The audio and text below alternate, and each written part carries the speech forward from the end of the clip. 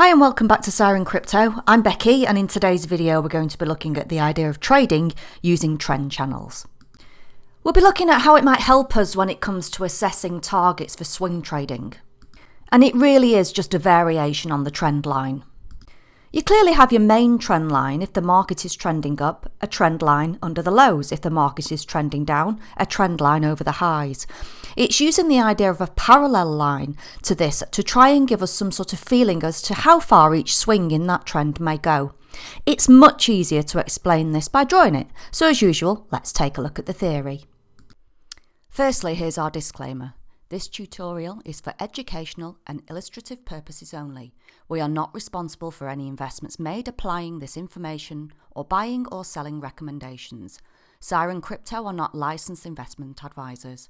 We make no recommendations to purchase or sell any kind of coin, option or security. Any investment contains risk and is 100% the responsibility of the investor to assess the risks and rewards involved. Trading the crypto market involves a high degree of risk, and you may incur financial losses if you engage in this activity. We at Siren Crypto take no liability, assumed or implied, from your application of the information we share within our training programs. I think we're all familiar by now with the idea of a trend. Markets trend up or markets trend down. And one way of identifying potential opportunities to get into the trend is by using a trend line. So in an uptrend, the trend line goes underneath the lows, and in a downtrend, it goes above the highs. With every move back to the trend line, we are expecting that trend to resume. Now, what some people use is the idea of trend channels. It's a way of really trying to measure or second guess the size of each of these swings. A trend channel is really this line here, projected up, so it's a parallel version of that line. Let's draw that on the chart. So there we go. The assumption is that the market is clearly in an uptrend, but these swings are not going to last forever. We are looking for an area that if the market, let's say, gets back up to where the red cross is, we expect it to run out of steam. Now maybe if we are a swing trader, we're trying to get these short-term moves. It gives us a place where we can think about possibly taking some profit. It gives us an idea of how big each swing in the trend may be. There we have it. It always looks nice and neat in the textbooks and works perfectly. It never works quite this perfectly in real life. Because markets do have a natural ebb and flow, a natural rhythm, you do see these price channels forming. I thought let's take a look at a couple of examples and see how these channels may have worked and helped us when it comes to trading. Now the first chart I'm going to be looking at is Link paired with Bitcoin. And first of all, you need to put your trend line tools onto the chart. So in TradingView, you just need to click into trend line tools and then select parallel channel.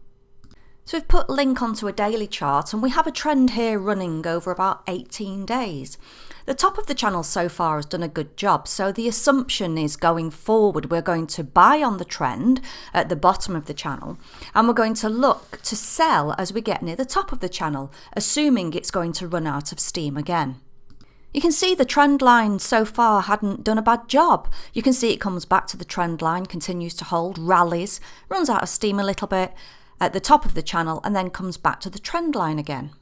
So that's one way we can use channels, maybe to figure out the extent of the swings. Here's an example of a channel in a falling market. This is a chart for ENJ paired with Bitcoin on a 4-hour time frame. We can see the market is falling and we can start drawing in our trend line. We are assuming every time we rally up to the top of the channel, the market is going to run out of steam. Let's jump forward a little bit and see what happens. You can see it's done a pretty good job. That trend line has held the market lower. The channel line has proved to be the end of the short-term swings. The market has moved up again and it's been pretty volatile. Once again, the trend line held right to the bottom of the channel until it broke through. So there we go, 2 examples there that work really well. Another way of using the channel is if they break, what some people will do is, let's say we're in an up channel and it breaks out of the top.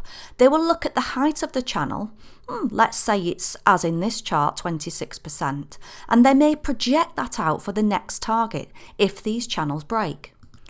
We'll talk more about price channels and targets when we look at patterns such as double tops, double bottoms and that kind of thing. This video has just been another little idea on a variation on trends that may just try and help you on how far each swing in a trend is going to go, and help you to maybe take profits or adjust your entry points accordingly. Well, that's it for this video. We'll be back in the next video with another session in our trading and technical analysis course. If you like this video, give us a thumbs up. Make sure you don't miss out on all of our videos by clicking the subscribe button. You'll get notified when our next lesson is uploaded. Well, I'm Becky. Thanks for watching Siren Crypto, and I'll see you on the next video. Happy trading!